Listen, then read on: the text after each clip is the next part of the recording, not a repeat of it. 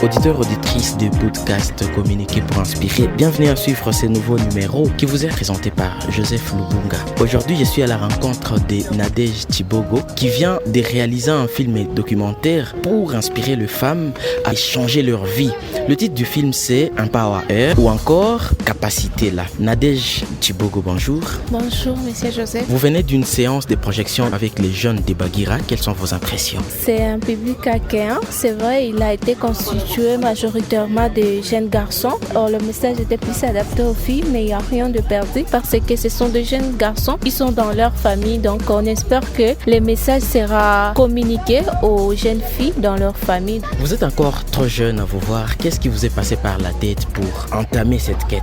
C'est vrai, je suis un peu jeune. L'idée derrière, en observant un peu ma communauté, j'ai dit toujours que j'ai eu la chance de grandir dans une famille pauvre, avec une vie très modeste. Et autour de moi, je voyais les jeunes filles, je voyais tout ce que nos familles devraient en dire. Et je me suis dit, pourquoi ne pas penser aux jeunes filles? C'est comme ça que j'ai produit le documentaire avec l'objectif de donner un autre modèle aux jeunes femmes. Dans la première partie du documentaire, je partage un peu mon histoire. Il y a les autres filles qui font face aux mêmes difficultés auxquelles je fais face quand j'étais trop jeune que ça. En donnant mon histoire, j'essaie un peu de dire que voilà, c'est possible. Vous pouvez souffrir, vous pouvez avoir toutes ces difficultés, mais c'est possible de transcender ces difficultés-là. Et la deuxième partie parle un peu de la problématique de l'éducation de la fille au niveau national. Donc ce n'est pas seulement la pauvreté, il y a aussi certaines perceptions de la communauté vis-à-vis de la femme. Des perceptions qui sont un peu rétrogrades, parce que quand on voit la femme, on pense qu'elle a une certaine limite. Or, c'est pas le cas. La femme, c'est un tout. Et être une femme réalisée au niveau éducatif, au niveau scientifique, ça n'exclut pas que tu sois aussi une femme réalisée au niveau familial ou au niveau conjugal, ou alors ça n'exclut pas que tu sois une bonne mère. Et donc,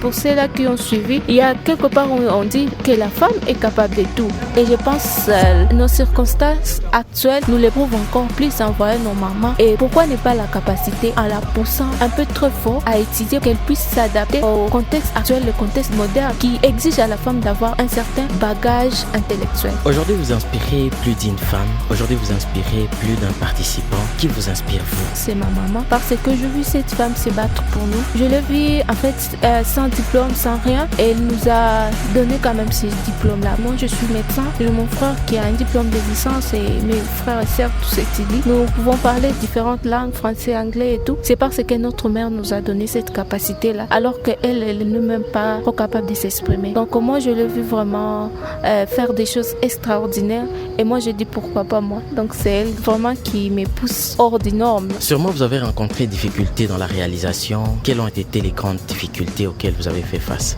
C'est pas facile parce que après, quand tu viens avec une idée, c'est vrai que tu es encouragé, mais c'est pas simple, tu vois. C'est le chemin de tout un chacun, on n'est pas tout de suite accepté. Aujourd'hui, c'est Nadège que nous voyons. Qui est derrière toi? Au départ, c'est juste un concours en ligne que j'ai rapporté. Le concours, c'était pour une organisation américaine. Et moi, quand j'ai discuté avec elle, je leur avais dit une chose. Ça me fait très mal de voir une fille tomber enceinte trop jeune, de voir une fille abandonnée. C'est déconsidéré, c'est un peu très douloureux pour moi. Alors, celui qui est derrière moi, c'est juste ma volonté de voir les changements au sein de ma communauté et d'apporter quelque chose. Aujourd'hui, la projection, c'est à Bagira. Et demain, c'est où?